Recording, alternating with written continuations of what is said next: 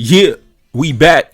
Now, yesterday, man, I dropped a video entitled, "Was Haiti forced to pay reparations to France, or did Haiti agree to pay France?" And the reason why I dropped that video was to clear up some historical inaccuracies and to pretty much shed light on what really led up to that agreement between the French government and the Haitian government, and to put an end to the victim narrative that's been, going around for many decades and decades about how, the French government sent gunboats to the shores of Haiti, and then the population was so bitch made and so scared that the Haitian president ran out the presidential palace with a briefcase full of money and gave it to the French army. Like, man, you know what I'm saying? Y'all still was running with that shit for so long, so I had to come with the real facts on what really happened. Mainly just to shed light and tell the truth, but also for black men to understand that, no, our ancestors were not just some bitch-made ass niggas just sitting around getting slapped up by the Europeans with no leverage, no power, no agency in negotiations, and the almighty powerful Europeans weren't just coming through stomping on our necks like that. No, it wasn't like that. I even dropped a 8-part documentary entitled "The Most Powerful Black Man of the Last 500 Years," where I discussed in detail life in Haiti, especially the north side of Haiti under the regime of King Henry Christophe. Anybody who watched that documentary, that you can watch available for free right now in my playlist section, then you understand what happened during that time, how the French government ended up coming to an agreement with the Haitian government. None of this information was new to you, but for those who haven't, in that video yesterday, I gave you like a 30-40 minute summary in case you were too lazy to go to my playlist section and watch the entire documentary. But, even though I came with the facts, even though I came with, some clarity on the situation, some of our brothers, man, they just not gonna let go of that narrative, bro. They're not gonna let go of that narrative, bro. Once you tell them that, bro, we not a bunch of helpless victims, our ancestors actually did have leverage, actually did have power, some of our brothers ain't gonna want to hear it, bro. They're like, no, the almighty Europeans, they all powerful, they unstoppable, they untouchable. We are nothing compared to the almighty powerful Europeans from Britain, France, and Spain. We are just nothing compared to those, powerful men from Europe. So, some of the brothers came into my comment section, a good brother, I don't got nothing against him. Don't disrespect this brother. You know what I'm saying? He's a good brother, got good intentions, and probably just, misled and miseducated, just like the most of us who sat in these Western curriculum classrooms and digested all these Eurocentric narratives on human history. And unfortunately, it may have tainted his views. But, one of the brothers came into my comment section and then he said this: King Charles' decree stated that it demanded Haiti to pay reparations. I responded to the good brother and I said, Alexander Pétion already expressed an interest to pay reparations when Louis XVIII was in power. King Charles didn't need to make a decree when his biracial cousins were already willing to pay since 1814, a decade before his rise to power. My brother came back and responded, so are you saying that Haiti voluntarily wanted to be indebted to France after winning their independence? That's revisionist history, because that wasn't the will of the people. It was a force of arms as documented. The King Charles decree demanded 150 million francs in exchange for recognition. Haiti was being sabotaged by the world, starting with Thomas Jefferson. Haiti tried to get Britain to recognize them, and they even offered a discount of 50% of all British imports, but they also refused. While Britain recognized Mexico and Colombia's independence, Haiti was being economically sanctioned, which is also a warfare, so they had to capitulate. Listen, this is a good brother right here, but the victim mentality is just, man, we got to let that go, brother. And then I responded to him and I said, did you watch the entire video? I'm not sure why you're still attached to this narrative. The biracial generals were actively seeking the validation of France for years, starting all the way back in 1814. That's the facts. The biracial leaders willingly paid France. It was not a forced agreement. Haiti was rich under the leadership of Henry Christophe, regardless of recognition. I already covered this history in my various playlists. But let me quickly debunk it once again, and I'll go through a very brief summary. Hopefully, we can finalize this and put this to bed once and for all, and we can understand that the victim mentality needs to be put to rest. The Haitians were not helpless and powerless. No, it was not the case. Like I said in the previous video, the French government simply waited years and years and years until they found a regime that was friendly to their terms and conditions and to their geopolitical interests. But let me run through it once again. Now, if you look up on the screen, you will see a map of the island of Hispaniola from the years 1807 to 1820. right? The deal between the French government and the Haitian government took place in the year 1825. At the top, you see it says the Kingdom of Haiti. That territory was under the rulership of General Henry Christophe, the son of a black man and a black woman. The Southern Territory, the Republic of Haiti, was under the rulership of Alexander Pétion and Jean-Pierre Boyer.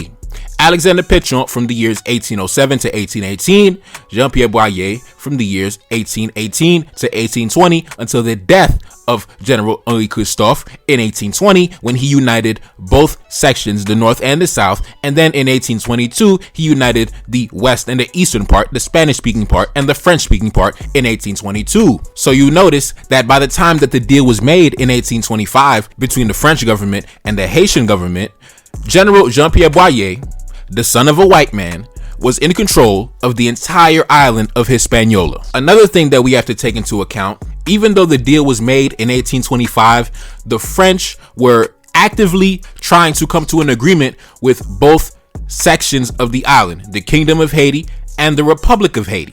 When the French sent their representatives to the Southern Republic, where the sons of the white man held control, guess what happened? They were welcomed in with open arms. They had dinner. They had drinks. It was a peaceful discussion amongst gentlemen. When the French sent the representatives up north to General Henry Christophe's territory, the son of the black man, do you know what happened? Franco de Medina, the French ambassador, he was murdered. He was killed. He was killed. So that's why I cannot stand when you guys push this victim mentality narrative as if the French were so unstoppable. The French were so untouchable. The French are so all powerful. The French are so almighty. They sent their representative to northern Haiti and Christophe's territory in 1814, and he got a bullet in his head. Christophe killed the French ambassador and dumped his body in an unmarked grave. That was the year 1814. That was when Louis XVIII was in power. At this time, the Southern generals, the sons of the white men, had already expressed an interest to the French government that they would be willing to come to a financial agreement and willingly pay reparations to the French government. Alexander Pétion had already, in plain terms, already expressed a willingness to do so. Christophe's attitude stood in sharp contrast because he did not have a gentlemanly dinner with the French ambassadors. He did not welcome them in for dinner and drinks. He locked them up and killed them. That was the first attempt from the French government to seek reparations. It failed. They came back again in 1816 because I believe Napoleon had came back, and Napoleon during this time in the mid 1810s, Napoleon was going crazy all over Europe. Europe was just, upside down, Napoleon going crazy. So the French government came back in the year 1816. And if you watch my last video where I discussed this, I even included the declarations that Christophe made. Christophe said that he will not go into any negotiation with the French government.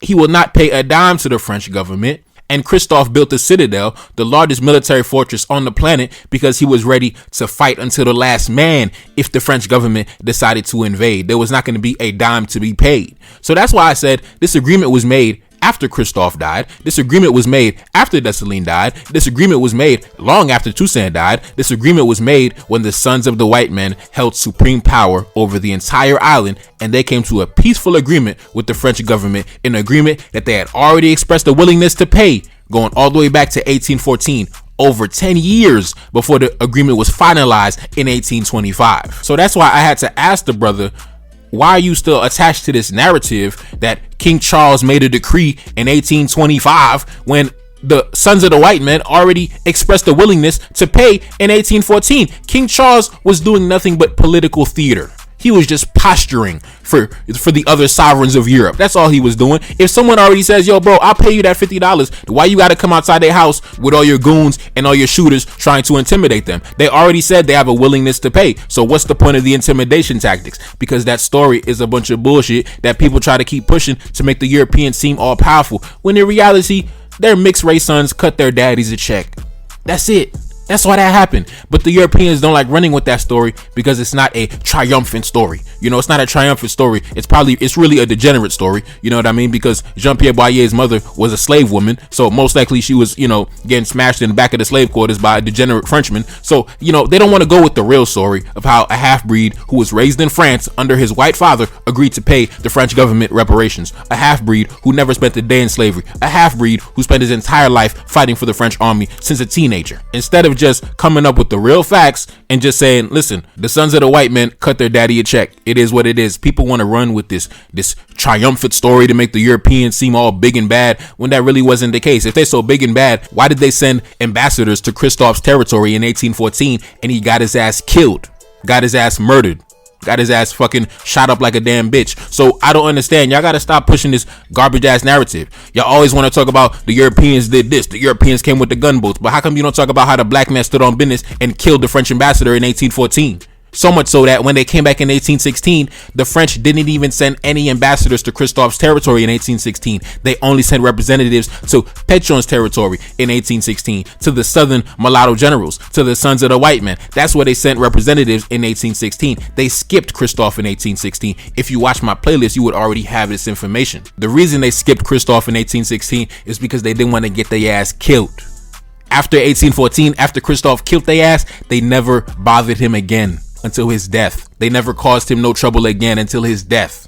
And then when the sons of the white man came to power after Christophe died and his kingdom fell and they took over the entire island of Hispaniola, then the French government had the clear runway to open negotiations with their half-breed sons, their half-breed nephews, their half-breed grandsons, their half-breed godsons. That's what it was. It was a simple agreement between family members. That's all it was. Stop this victim mentality narrative about how the Europeans were so all-powerful. If they so all-powerful, how come we killed they bitch ass then? How come we killed they bitch ass? How come they sent the French ambassador in 1814 and his ass never went back to France? His ass died in an unmarked grave in Haiti like a damn bum. So if y'all gonna tell the story, tell the whole story. If y'all want to keep running with that victim mentality narrative about how the French came with the big gunboats and King Charles dropped his decree, then talk about how the black man had the French shook to ever come back to his territory after they got their ass killed. Talk about that. Talk about that. Tell the whole story. If you want to be a victim, fine, but at least put in the triumphant accounts of what the black man did. All right, y'all like to erase the black man's victories and only you want to magnify the losses. Why? That's that victim mentality shit that I be talking about. Y'all got to stop that, man. And another thing we have to address, the brother said that Haiti was, it was sanctioned and, Great Britain was doing this and Thomas Jefferson and, first of all, I'll say this. He's correct in the fact that, yes, the United States did have, embargoes, did have sanctions on the Haitian government. But guess what? If you watch my playlist, like I said, the most powerful black man of the last 500 years, real talk, I feel like y'all don't be watching the content. Like, all of this information is in my playlist. If you want to know anything about the history of Haiti, y'all still want to run with the European bullshit ass narrative when I have the content for free in the playlist section that I mention every goddamn video. But anyways, as we all know, the colony of Saint-Domingue, Haiti, it was the richest colony on the planet, the most productive colony on the planet, a very key strategic colony that provided many key exports to Europe, especially, we already know that, especially the coffee and the sugar, etc., etc. Now think logically for a second. Let's take the victim mentality hats off. Let's put our logic and reason hats on. Do you think that the demand for coffee and sugar and all the various exports that were coming out of the colony for many decades and centuries, do you think that the demand suddenly dropped after 1804? Like after 1804, when the black men took over, people were like, we don't need coffee and sugar no more. We don't need those necessities of life that we've been depending on for all those decades. We're not going to buy it no more. Do you really think that's the case? Do you really think that's the case? On paper, yes, you could say that there weren't official, relations with the Haitian government because people didn't really want to attract the aggression of France. So for example, Great Britain, who was the number one trading partner of King Henry Christophe, the Kingdom of Haiti, those two governments were pretty much in open alliance, as I described in my documentary, The Most Powerful Black Man of the Last 500 Years.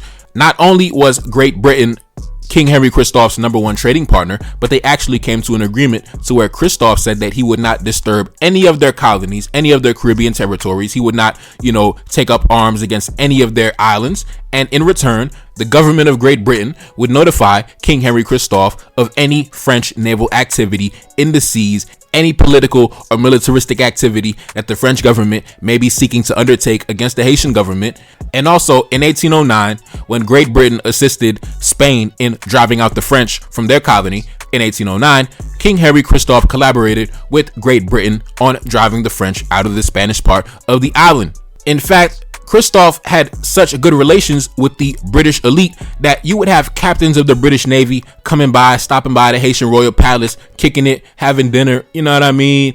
one of the most notable guests was Sir Holmriggs Popham, British Navy commander. And during the coronation of King Henry Christophe, you had many elites from Great Britain that were present at the festivities. In fact, Great Britain was actually integral in the first schools and universities established by Christophe, because Great Britain was the one that sent the teachers, the surgeons, the chemists. They even supplied Christophe with modern medicine and vaccination, particularly smallpox vaccination. They even sent modern machinery so Christophe can upgrade the production of agriculture. And like I said, if you want more information on that, go to my playlist section, The Most Powerful Black Man of the Last 500 Years. If you did not watch that documentary in full, I do not want to hear your comments or opinions, because you are heavily misinformed. The information is available, but for some reason, black men don't want to seek it out. It is what it is. That's why we in last place. The information is right there, but my brothers want to stick to the European narratives, and they do not want to seek out the true information.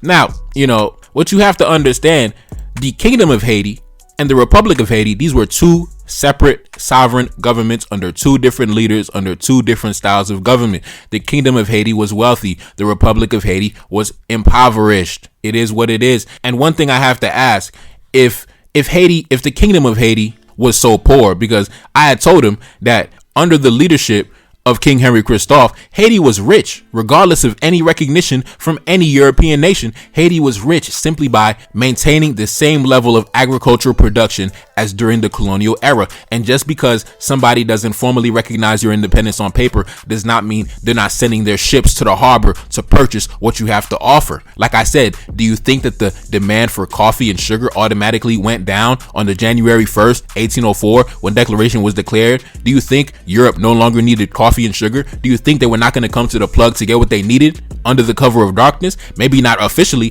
to not directly attract the aggression of France, but do you really think that nobody came to purchase coffee and sugar? How did Christophe set up his universities then? How did Christophe build the citadel then with no money? How did Christophe sustain his population with no money? How did Christophe build the damn royal palace with no money? How did Christophe do everything that he did in a 10 to 15 year period with no money? How did Christophe die with a net worth of over $10 billion if he had no money coming in? How did Christophe, when Christophe died, they found over $10 billion in the citadel. During that time, it was $40 million. But when we adjust it for the modern currency, it would come out to about $10 billion inside the citadel. Inside the royal palace, they found about $250,000. If you adjust it for inflation for today, it would be about a little over $6 million.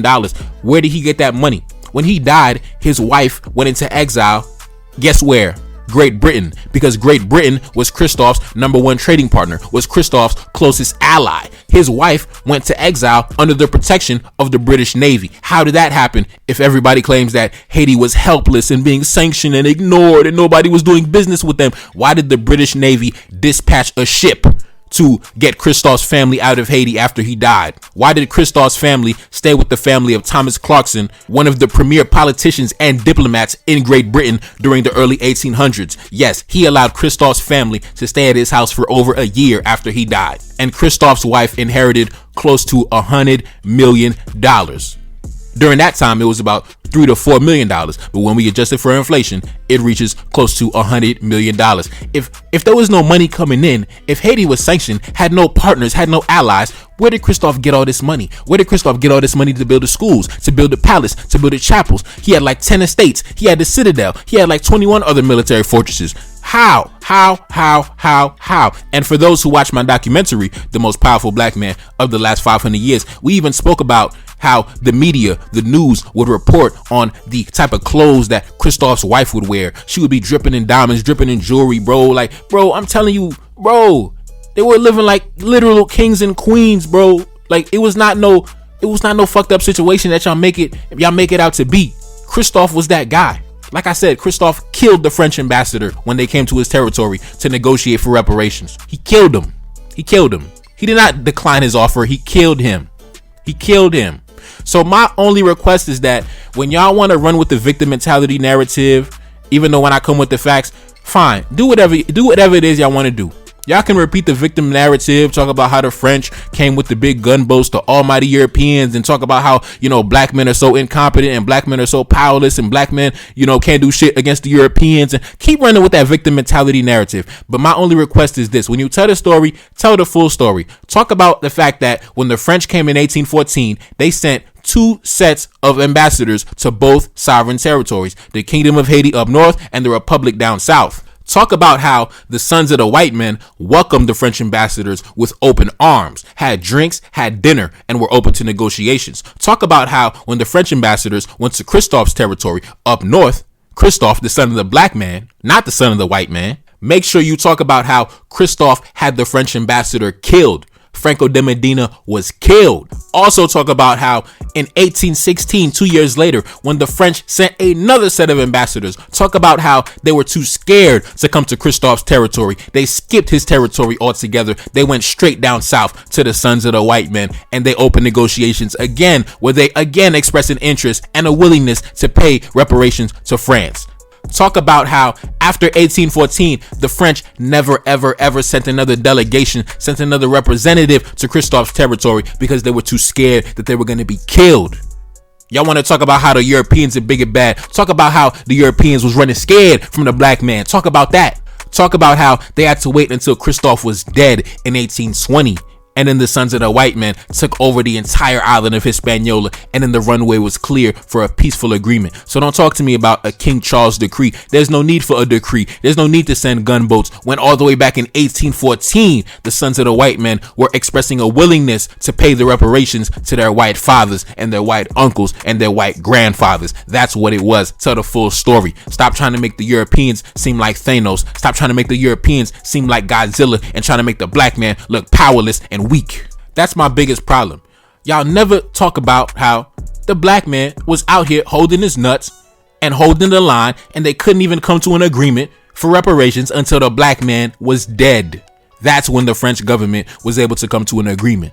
In 1825, after all the black generals were dead. And I repeat, in 1814, Christophe had the French ambassador killed when he came to his territory trying to negotiate for reparations. He was dead. The French ambassador never made it back home. Tell the full story. Also, another thing I have to address. He said that, so you're saying Haiti voluntarily wanted to be indebted to France after winning their independence. That wasn't the will of the people. You have to understand, back then in that time, the country was controlled by the military, okay? The men in the military, they were the senators. The generals, they were the senators. The generals were in the Senate. The generals were the head of state. The country was controlled by a military junta, essentially, for the first 100 years of its existence. The people, the will of the people, okay, the people were not in the Senate. The people were not, holding negotiations with the kings of Europe, okay? The people were just, regular people, farmers and masons and, things like that. They were not, of course, that wasn't the will of the people. Obviously, the will of the people was get ready to fight. In fact, Great Britain actually advised Christophe to decrease the size of the army. I don't know why they decided to ask him that, but guess what? What Christophe did? He increased the size of the army, and he gave everybody who's of legal age the right to bear arms and put guns in their hand in anticipation of French invasion. Christophe armed the entire population, the men, women, and children, in anticipation of warfare and a direct attack coming from France. Christophe had no intentions ever to pay no debt to France, ever, and he never did. And the French never tried to send an expedition while he was alive. In fact, if you watch my playlist, again, I keep repeating it because for y'all who don't watch it, y'all didn't watch it because I see the views. Them shits have like 100 views. Y'all not watching that shit. So that's why y'all don't know shit. But in that documentary, I discussed how Thomas Clarkson, as we know, major elite diplomat, abolitionist from Great Britain, he traveled to France to have direct discussions and pretty much feel out the French government on behalf of the Haitian government because, like I said, they were allies. They were direct trading partners. They were, as you would say, in cahoots. So Thomas Clarkson went to France on behalf of the Haitian government to seek out the energy coming from France. And guess what? The French military was not in agreement with invading Haiti. They did not want to. It was such a monumental loss in 1804. So many of their family members died. The population of France didn't want to go back into Haiti. The government was pretty much damn near bankrupt after the war. They had to sell the Louisiana territory. Napoleon had a bunch of wars going on in Europe. France was fucked up for a while. That's why they didn't even come back until 1814 when they made their first attempt to regain control of the colony. They waited all the way to 1814, 10 years after 1804, because their economics, their finances were in such bad shape. And not only that, the French military did not want to go back into Haiti for a very long time. They did not want to go. Thomas Clarkson wrote a letter to King Henry Christophe in my playlist. Go watch the documentary, you lazy ass niggas. Not only did France not even have the money and the resources to fit out an expedition, the population was not in agreement with another major expedition. You have to understand that was the largest military deployment in the history of humanity back then, and it was a complete disaster. Damn near all of the Frenchmen and all of the troops deployed, they all died. So the morale of the army was very low. But like I said, I could be here all day.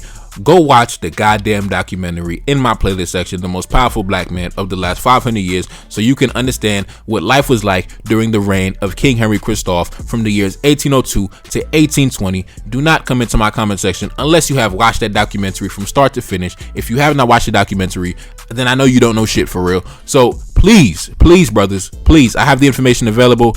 Let's put the victim mentality to rest, okay? The French did not need to send no big gunboats to the shores of Haiti. The French did not need to put out a decree in 1824 demanding reparations, because their half-white sons already agreed 10 years prior that they were willing to pay reparations. You do not need to send goons outside somebody's house if they already agreed to pay you. You're just posturing and flexing for the camera, and that's all France was doing. They just flexing and posturing. At the end of the day, their half-breed sons cut them the check, and the reason why future administrations could not renege on that deal and go back and cancel that debt was because the American government was enforcing that debt. So what France did was, because they were so far away, they had the Americans enforce the debt and make sure it was paid in full up until 1947. At the end of the day, it wasn't the Haitian people that agreed to the debt, okay? He said it wasn't the will of the people. Of course it wasn't the will of the people. It wasn't the people that was negotiating with the kings of Europe. It was Jean-Pierre Boyer, the son of a white man. The son of a white man negotiating with white men, okay? He is the one that agreed to the debt. The population didn't agree to the debt. The population was ready to fight. But if the leader said, we're going to pay the debt, what the fuck are we going to do? The leader, the son of the white man, he agreed to pay, so he paid, and the American government enforced the debt. It is what it is. But stop the victim narrative. They had to wait over 20 years to get a regime that was friendly to their interests. Okay? I repeat, in 1814, when they sent ambassadors to Christophe's territory, Franco de Medina, the ambassador for France, he was killed. So if black men are just so helpless in this victim narrative and the Europeans are so powerful, then why the fuck was Franco de Medina arrested and killed? All I'm saying is tell the real story, man. Tell the real story. Stop making black men out here look weak. At the end of the day, the sons of the white men are responsible for paying reparations to France. The sons of the white men. Don't blame the Haitian people. Don't blame the entire population. Don't blame nobody. Blame the sons of the white men. That's it. On the island of Hispaniola, the son of a black man and the son of a white man during the colonial era, they had two different outlooks on life, two different worldviews, just two different ideas and visions. So it is what it is, man. Brothers, please put the victim mentality to rest. Please, I beg of you. The French simply outsmarted the Haitians. They simply waited for a regime that was friendly to their interests. It is what it is. If they were so big and powerful, how come they couldn't get the money out of Christophe then? Tell me that. If the French were so big and powerful, I want y'all to come in the comment section who's still holding on to the victim narrative. If they so big and powerful and unstoppable, how come Christophe killed their ass and they couldn't get a dime out of Christophe? Christophe died as a multi-billionaire inside a palace, inside a luxurious palace. And if his government was sanctioned and so poor and they were under attack and sabotage, how did Christophe build the palace? How did Christophe build a citadel? How did Christophe build multiple schools in multiple towns throughout the island with thousands of students in attendance? if Haiti had no money, how were they able to provide military support to various revolutionaries that were fighting revolutionary struggles all across Latin America? How did they afford to dispatch ships and offer refugee status, offer asylum status, offer citizenship to those fleeing persecution and discrimination wherever they may be located? The thing you guys do not understand is that during this time, the country was divided into different governments. The Kingdom of Haiti was wealthy. It was prosperous. In fact, guess what? For those of you who watch my documentary, The Most Powerful Black Man of the Last 500 Years, you would know that the British elite, in particular Thomas Clarkson, as we know, British diplomat, he ended up connecting King Henry Christophe to the Emperor of Russia, Emperor Alexander. And I had read a letter that Christophe wrote to Emperor Alexander of Russia during that documentary. So if Christophe was so isolated, so poor, so helpless, how the fuck did he have contact with the British elite, the Russian elite? In fact, there was even a scandal in Europe when Christophe was on the throne. I believe it was around 1817 or 1818, where a Britishman came to Haiti, and I believe he broke the law. And Christophe had him up in the citadel getting tortured. And when the British government heard about this, it was a big scandal all over Europe. You know, oh my God, this black man got white men locked up. He torturing white men. You know what I'm saying? So Christophe was nothing to play with, bro. Christophe was nothing to mess with. You know what I'm saying? Christophe was nothing to mess with. Christophe had money. Christophe had power. Christophe had connections. Christophe had an army. Christophe had a navy. Man, listen. All I'm going to say is, if you haven't, go to my playlist section, watch my documentary, The Most Powerful Black Man of the Last 500 Years. You can learn all of this information and more in great detail. We actually read letters from Christophe during that time, letters from European diplomats, letters from European governments. Man, go watch that shit, man. Watch it. I know y'all not watching it because I look at the views, man. This shit got like 200 views, 300 views, 100 views. I mean, the information is right there. Y'all don't want to learn about the most powerful black man of the last 500 years? Well, that's why black men not powerful, because the information is right there and y'all don't want to go absorb it. It is what it is, man. It's your boy Difficult Desaline back in the building. Yes, indeed. And I'm gone. Peace. Reincarnated, I'm back in original fashion. I left on a horse and came back in the ass, and I left with abundance and came back to famine. We used to be pyramids, now we be rapping. Look how the mighty have fallen. Used to be running, now we be walking. When you be cooning, that's when they applauded. Selling your soul, your sons and your daughter. Gotta come up in this shit, they stuck in the mix. Really, my heart it be breaking. That's why I'm stacking that paper and handle my business. Pass it down in generation. Talking about money and power and building a nation. That's a deadly combination. Never be watching the TV, they pushing agendas, falsifying information. No, they got malice intentions. Step in the room and I'm feeling the tension. Enemy watching me, blocking my vision. Pay for the check cause I need my redemption. Building my kingdom, I need it protected. Ready for war like a young Money Congo. Never decided the team is the motto. Up in the crib and I'm whipping up waffles. Up in the crib and I'm smoking gelato. I'm chilling, I'm taking my pain and make it ambition. I'm blessed by the gods, but I ain't religious. I came for the power, they came for the bitch. They making no hourly wage, I got business. This shit is an art and they could never be taught. Selling my soul, I can never be bought. Play with my money, I see you ain't caught. Run to the check and I do it for sport. Babylon falling, I go to the source. Packing my luggage and go overseas. Shorty be with me and she so elite. Shorty be chocolate, I'm calling her Hershey. Secret intelligence probably gon' murk me. Don't fuck with friends, cause nigga I'm Haitian. Say the wrong shit and you're smacking their faces.